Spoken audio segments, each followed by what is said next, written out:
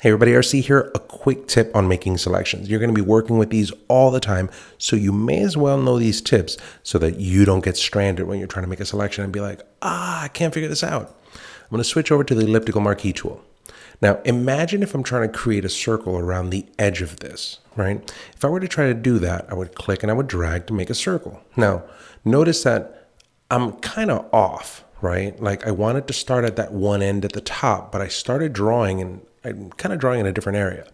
Now, a lot of the times what happens is you would just let that go, then you would go to select, and then you would select, deselect.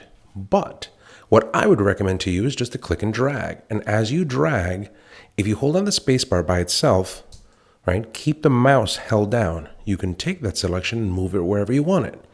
As soon as you let go of the spacebar, but don't let go of the mouse, you can continue to drag.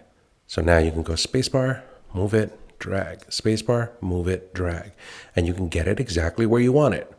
Now, I have the edge of that balloon selected, right? That's done.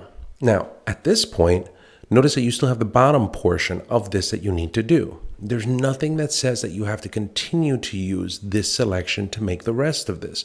You could, at this point, switch to a rectangular marquee and add something to this. You can switch to a lasso and add to this. You can switch to a polygonal lasso and add to this. Notice that by default, you'll always be set up for any time that you draw, you have a new selection, right? So if I were to start drawing here, there's my new selection. I'm going to hit the escape key. That's not what I want to do. Instead, hold on the shift key. And as you hold on the shift key, now I'm going to start tracing inside of this one area. I'm going to let go of the shift key once I start.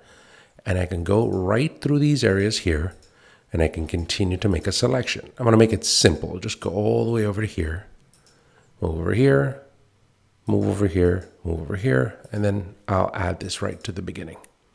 Now I have a different selection. So the key point with all of this stuff is the spacebar and moving around, and that you can add other things. There are plenty of other tools that you can use to make a more accurate selection, but these tips will help out a great deal.